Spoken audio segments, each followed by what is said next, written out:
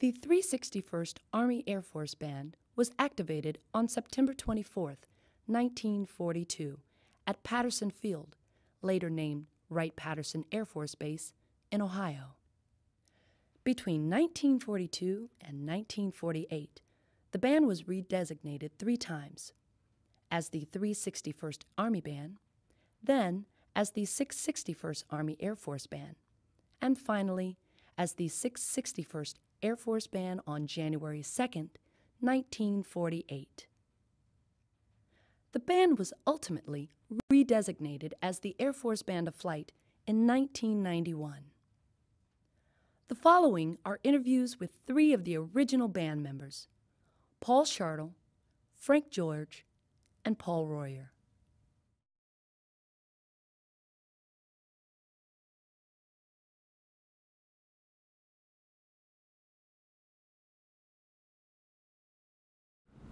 I graduated from college, Otterbein College, and I knew I was going to be drafted, so I decided I'd like to enlist, and I wanted to get in the Air Force. So I came down and enlisted at Patterson Field, which at that time was separate from Wright Field. And as a recruit, in the first couple of weeks there, all of a sudden, one night when they had us all assembled, they came over the PA system that they would like to start a marching band.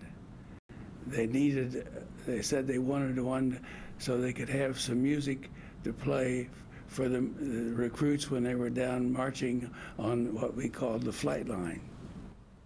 And they wanted to know if anyone was would be interested in trying to put together a volunteer group. And even though I was told before, you never volunteered anything in the service, having just graduated and having a music degree, I thought, well, I'll give it a try. So I volunteered. And I got to talking with the lieutenant, and he gave me permission to start talking to the different recruits. And we'd have our daily activities as a recruit, and then in the evening, I would go down into what was called Tent City and go from tent to tent and ask the guys if any of them played an instrument. And a lot of them would not indicate that they knew anything about music.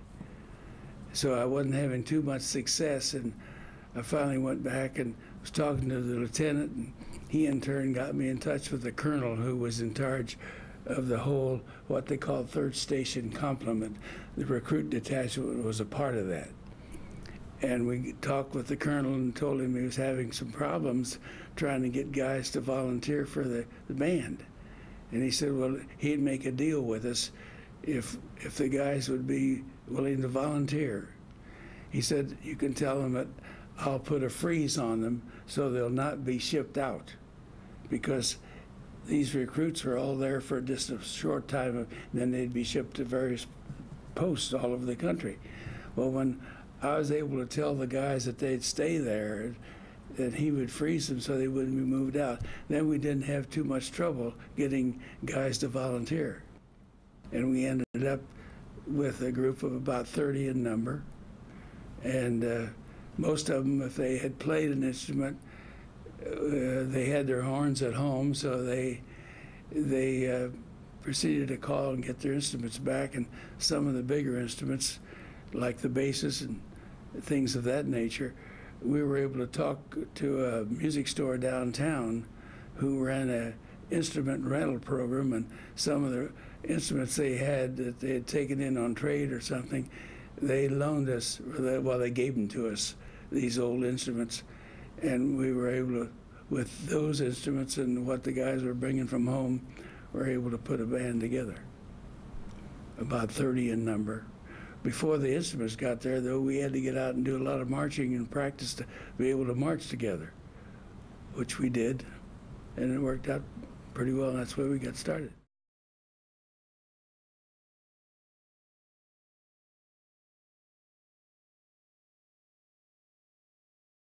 Okay. in high school, and I played around in dance bands. And pretty soon they started telling me, if you're going to do this, you better join the musicians union, because they were pretty strong at that time.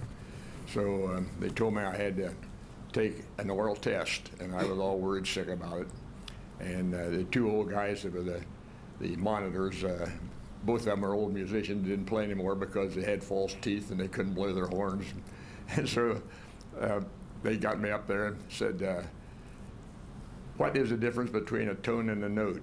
And I did not have the faintest idea at that time. I said, I don't know.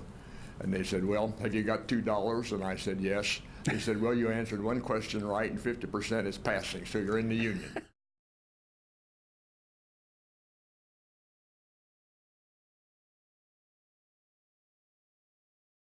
I had just graduated from Otterbein College with a Bachelor of Music in June of that year, and then I came down to Wright. I started to say Wright-Patterson, but at that time it was Patterson Field. And I enlisted with the thought of going into the Air Corps.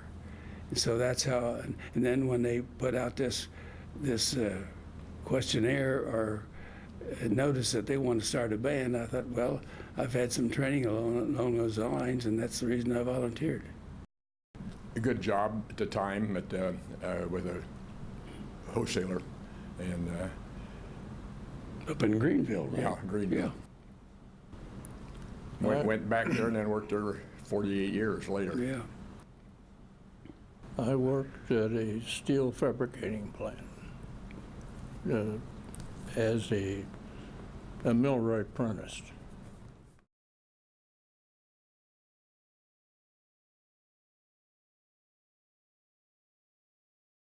Well, enlisted. We knew we were going. I knew I was going to be drafted, so I decided I'm going to enlist. Yeah. And I think that probably was true with most of the guys. I wanted to get in the Air Force if I could. Yeah, that's right.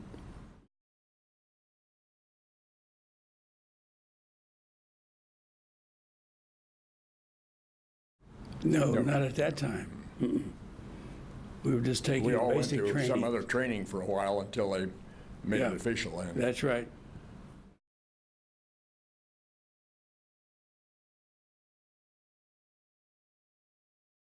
Basically, you got out of basic training. Most of the band were not professional musicians. They were mostly high school tutors, and maybe we had three people in the whole band that would have made the band of your band of flight.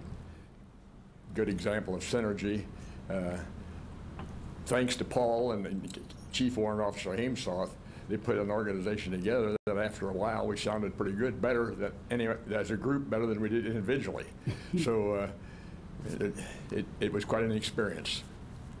And we drove Paul nuts, but he was pretty tough. Oh, yeah, sure.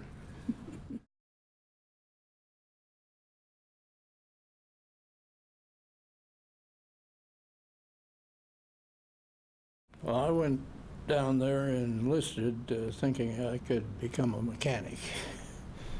But when they decided to have the band, I remember going into, I guess it was headquarters building, being asked to be there, and I volunteered at that time. And I do recall that between the time that happened until it really became a band, we were out there marching up and down the field to learn how to march ourselves. So that's, I had been a high school tuba player, had some other instruments too, but tuba's been my forte for the last few years. He was a good bass player too, good bass player.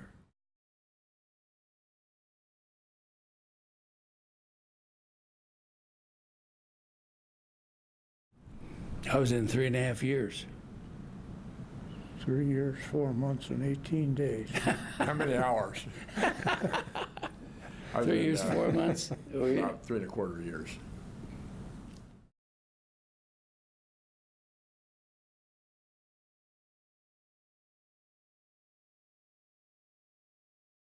the name of the band, the numbers changed several times after we got started.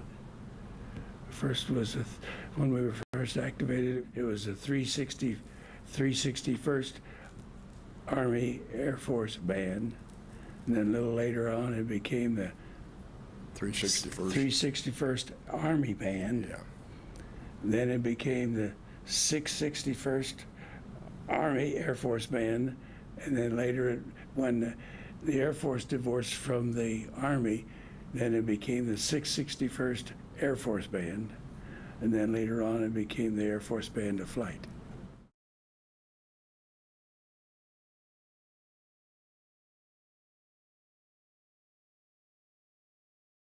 Well, when we were activated, I think we started in July as a volunteer group, and I think in September we got officially activated.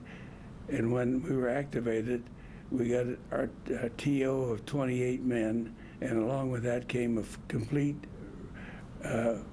supply of instruments. The government sent these instruments in to us. Before that time, we were playing on borrowed instruments. One of the music stores downtown loaned us some old rental stuff that they had collected. Some of the guys brought their own. And the guys that really wanted to play something decent sent home for their horns and brought them in. But when we became activated and became the 361st Army Air Force Band, then along with that came a whole supply of instruments. And those, of course, were all new ones, which we were very happy to receive. What about our music? You bought all that locally, didn't you? We got the Army didn't furnish that to us, did they? I think some music came along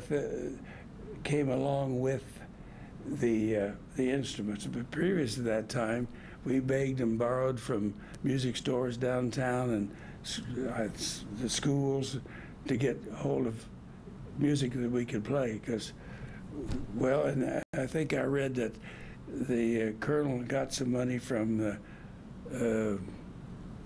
some fund so we could go out and buy some music until we were activated. Now, the band itself didn't have any of their own arrangements at all, did they? How about the band dance bands? We were able to buy those arrangements. They were what we called stock arrangements. I don't think that there was any special arrangements for the band. No.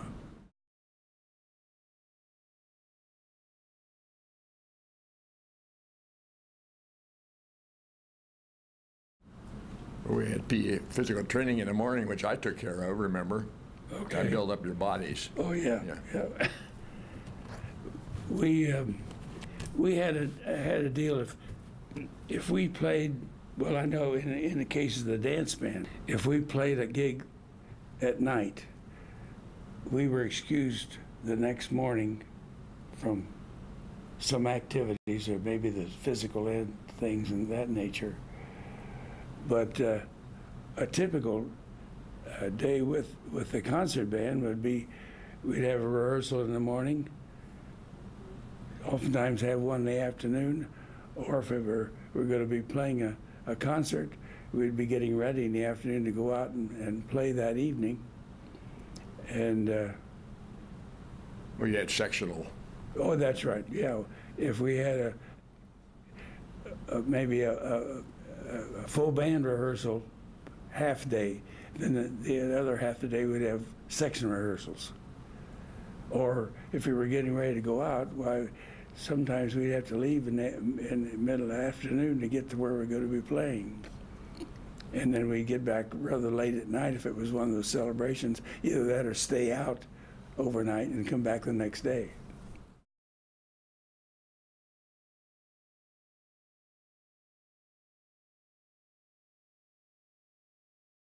One big room. One big room. One big latrine. And they moved from one barracks to another. Yeah. I didn't realize it until I was checking this book, and we moved quite a few times. Didn't pay the rent, that's why. Yeah. We were on the second floor with our bunks, and the first floor was rehearsal. We had our rehearsals. There must have been one, I read in the book here, that another outfit was on the lower level. They had the MPs down below us, remember? Is that what it Yeah. was? Okay. And they complained about our noise. That's right. That's when we got a day room, I think, and went across the way, and we rehearsed in the day room. Right. Yeah. We had no facilities like you guys got now. You guys have never seen what they got, but I've been out there, and it's unbelievable.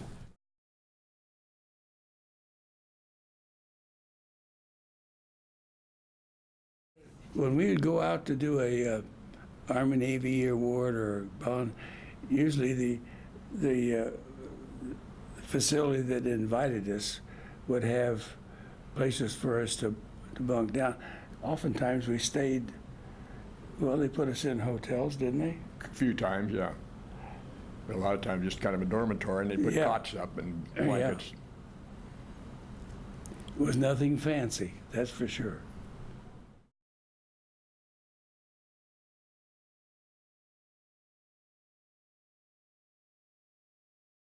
I read something about some kind of a routine we had, and I forgot Oh, what we had that is. a real good routine. I mean, military marching. I mean, Yeah. split off and come back together again, and usually back up and go forward, and then we'd all end up together and put on a pretty good show at on the marching when we were out in a parade somewhere.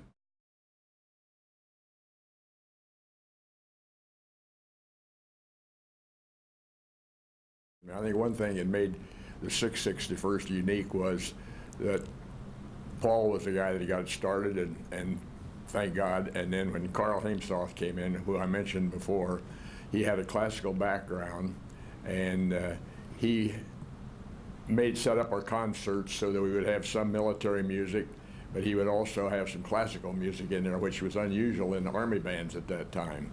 And I got a lot of exposure to a lot of classical music I didn't know anything about before. Yeah. And it was unique with our outfit because of his background, I think, more than anything else. That's right. I remember one time, their gang says, "Carl, bring your fiddle." He was quite a violinist. He says, "It is not a fiddle, it is a violin." A violin, yeah.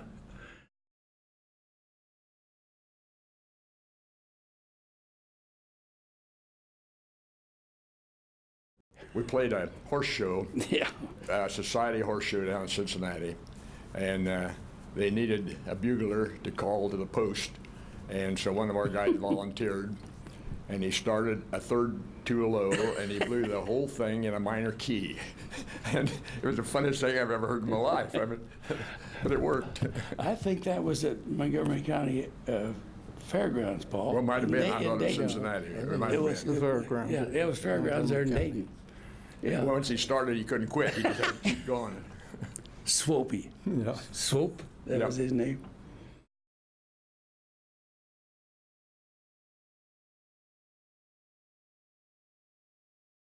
Oh, yes. We started basically as a marching band, but then we did a lot of concerts. But then we later on formed, we had two different dance bands. One was called the Airmen, and the other one was called the Navigators. And they got involved with playing a lot of USO dances and over at the Officers Club and the Non-Com Club. They were really quite busy.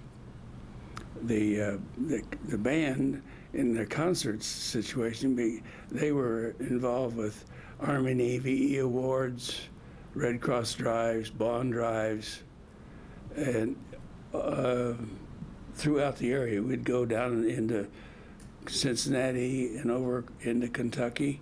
We went north, as far as I know, north to Cleveland. And we covered this whole area. With about every celebrity in the business at that time, yes, yeah. that's right. I remember we played in Cincinnati, and there's a little gal singer there. I know what you're going to say, yeah. And it turned out to be Doris Day. That's Remember? right. Sure, I remember that. She was singing with a little combo there in Cincinnati. Jimmy Wilburn, wasn't it? Yeah. Yeah.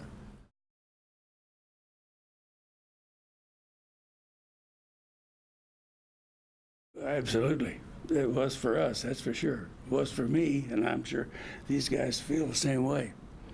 If you got to be in service, I don't think you can beat it. That's the way to go.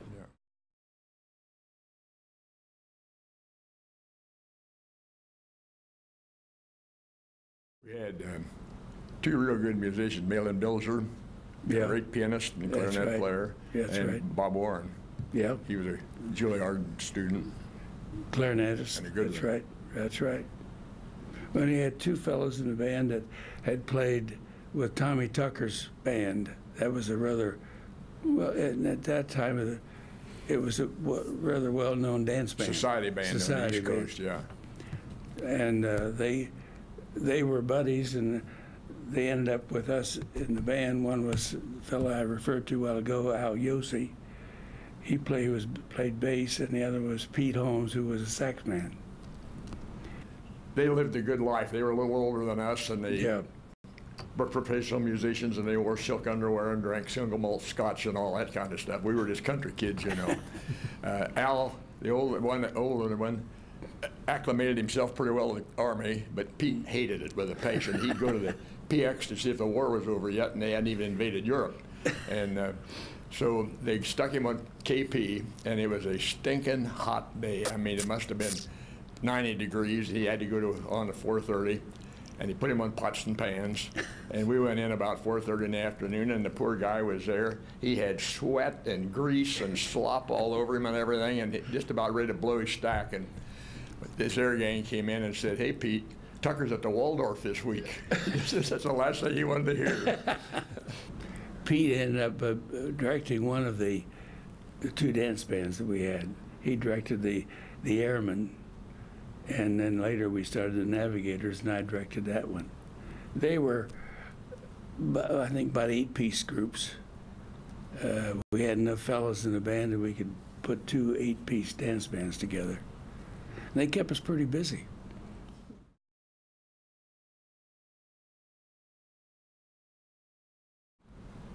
Like most musicians, our guys didn't do any more physical stuff than they had to. I mean, they would stay in the sack most of the day and then drive to the mess hall. And we had to take a physical fitness test for the outfit. Well, unfortunately or fortunately, they didn't send a monitor along. And so our guys had pretty wild imagination. Like one of them would say, well, now, if I felt good and took my Wheaties this morning, I could probably run that fast or jump that high, you know, and everything. Well, they put this whole thing together, and they called us in for a big celebration, and we were voted the most physically fit outfit on the field. And they could hardly carry the trophy up to the day room, you know that? I remember that.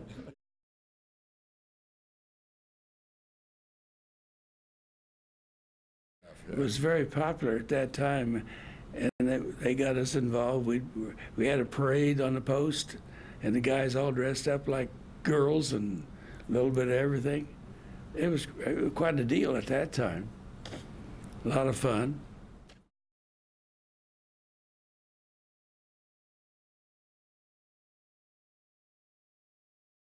Well, we were actually the kind of part of the entertainment for they would have a bond drive, and of course they always was interested in how much money they could raise or how many bonds they could sell. And it was usually kind of a celebration. Yeah. So at the end of the drive, and they would have a place where they'd meet, and we would be the part of the entertainment. Well, we were on the radio twice a week, too. Yeah, they got us involved on WHIO and WING, and for a while there we were doing two shows a week, one on each of those two stations.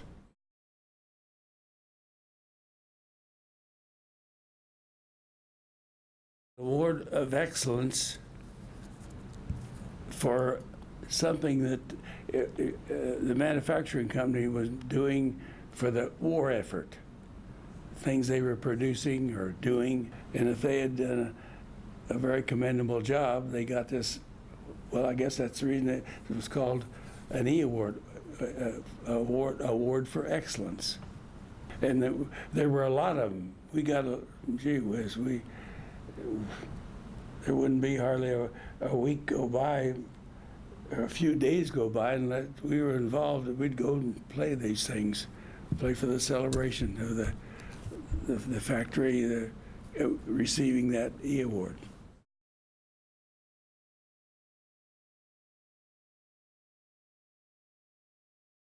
This guy here and another buddy of his, we had a post paper that came out every week, and Paul and a friend of his, Ed Susong, they liked to write, and they would always put in an article for that week's paper. And I didn't know this, but the band somehow kept all these articles. And when I went out to visit the band several years ago, they started to tell me these things, and I did a concert with them over at the Phrase a week later, and they'd taken all those articles and put them in a booklet for me.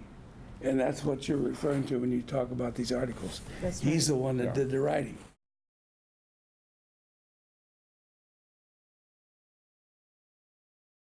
That's when smoking was a big deal.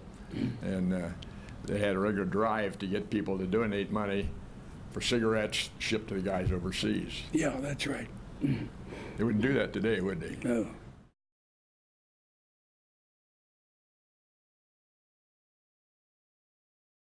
I think most of us got married after we were in the service, didn't we? I was looking through this book here, and I was amazed at how many weddings it took place. Right. Incidentally, this guy married his wife and another bass player in the band who has passed away. Frank and we call him, what was? Talking about Ed? Ed Wolf. They married sisters. Ah. They found them around the Dayton area there someplace, and they married him. They married sisters. Two guys in the band married sisters. And I married a lady that was a whack at the time. She passed away about 15 years ago, but that's how I met my wife for 48 years. Pretty gal, too. Yeah, Dottie was a great person.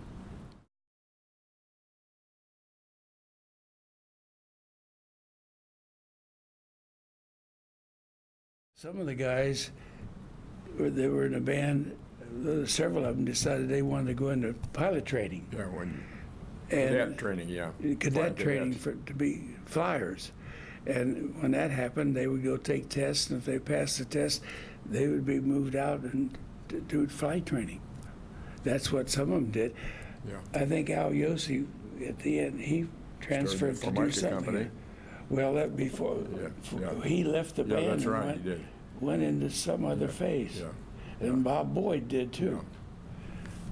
Yeah. They got into other fields beside the band.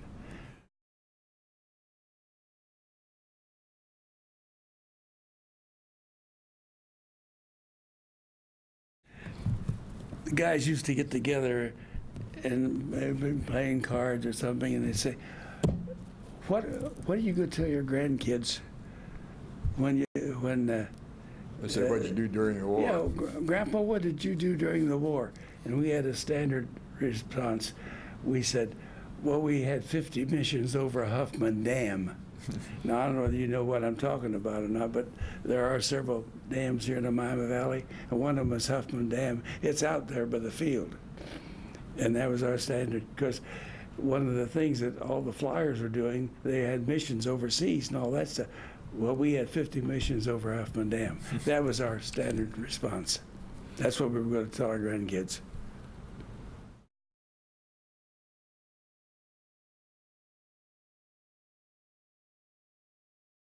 But during the time when I was directing the dance band, the Navigators, there was a youth club downtown Dayton. It was run by a gentleman by the name of Clark Haynes. He was not able to get into service, so because of the war effort, he thought it would be nice to put together a club where the high school kids could go and have dances and be supervised, and just a nice thing for the community. Well, we got involved with our dance band, and we would go down and play for his club for the dances. Maybe we'd go, he brought different groups in all the time, but we maybe would go down like once a month and play. I got to meet Clark, and he found out that I had a music education degree. and he was teaching school out in what at that time was Van Buren Township. He was a music teacher. And he told me, he said, when you get out of service, I want you to come and work for us out in Van Buren. So when I got out of service, I went out and I had a job over in Farmersville for a second semester of the year I got out. The next year they brought me in and I got a job there teaching music in Van Buren Township schools, which later became Kettering. Now that's what I did, and I was there in the Kettering system for 35 years. Why, I went back to work with the same company I was with before I joined the Air Force, and was with them for 48 years, and the company grew quite a bit, and it was a good job for me. I enjoyed my work. Nothing musical. Frank? Well, I went back to the job I thought I had when I left at the manufacturing company there, and was there about 2 days, and they decided to go on strike. And I was not a very good union person, and I packed up my wife and came back down to Dayton and spent 32 years in Dayton. I had various jobs, but I ended up at NCR, which is National Cash Register Company. At that time, it was a very, very prestigious company, more family-oriented than any place I'd ever seen before. I spent a few years there and then went into business for myself. And finally, well, after 3 retirements, I did nothing.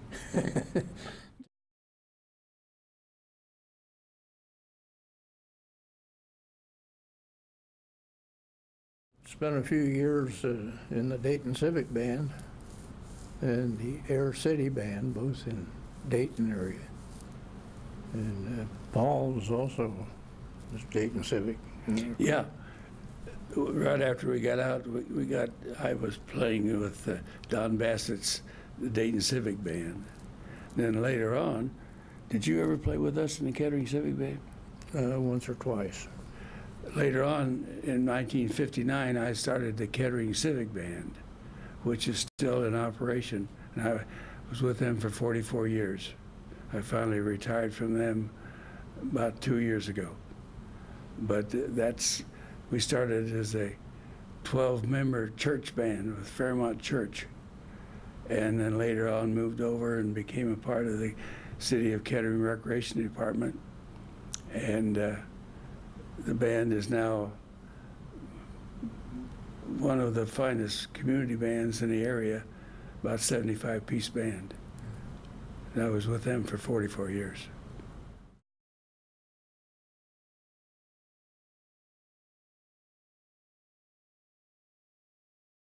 First of all, a warrant officer who had been in the German army in World War I, and then he came to America, and quite a guy. I mean, he couldn't speak real good English, but he just was a great director. I mean, he did a lot to cultivate our outfit.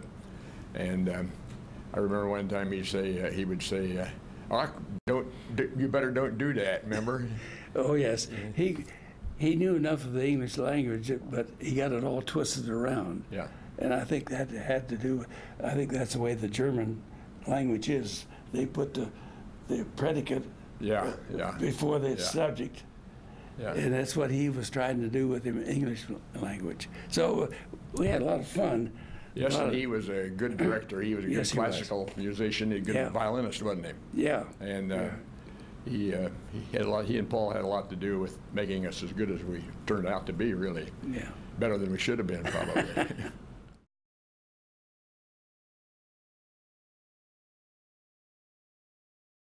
He liked music, but I don't know that he played anything. No. We gave Miller clarinet lessons one time, I remember. He was our drum major, and he couldn't play an instrument. So Captain Riley thought that was wrong, and I remember he had him there on a chair, and he had a baton, and he was trying to get him to play that clarinet. Remember?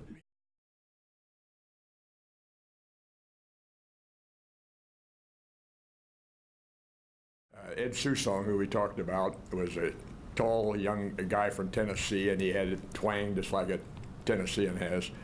And he'd had 2 years of engineering. And as the band started to break up, we were all getting shipped out and changed and everything else, and he had very few friends left there, so he applied for OCS, engineering school. Yeah. And typical Air Force guy, he was very casual, and he showed up down there. He had his blouse was unbuttoned, his jacket was unbuttoned, he had his throat open at his neck. He had a pipe sticking out of his pocket here.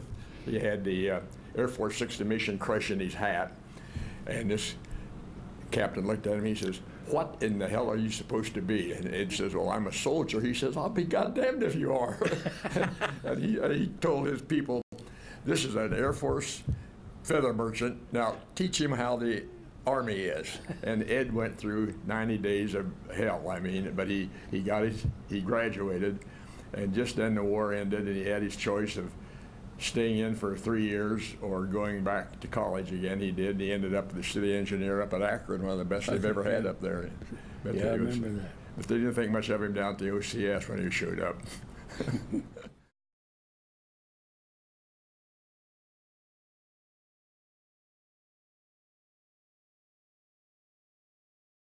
As a group, the band nucleus, we had several reunions, and we just felt that we'd like to have something to be remembered by as far as the band was concerned. And during one of these reunions, we got together and made a decision, which Ed Wolf was actually the chairman of it, to raise the money amongst us. We figured out how much it would cost and what it would take to do it, and went ahead and raised the money. And it took about 3 to 4 months, I guess, to get permission to put it out here. And it's been moved at least once.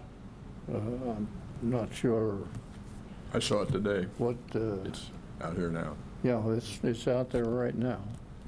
But we just, something we thought we'd like to leave to be remembered by.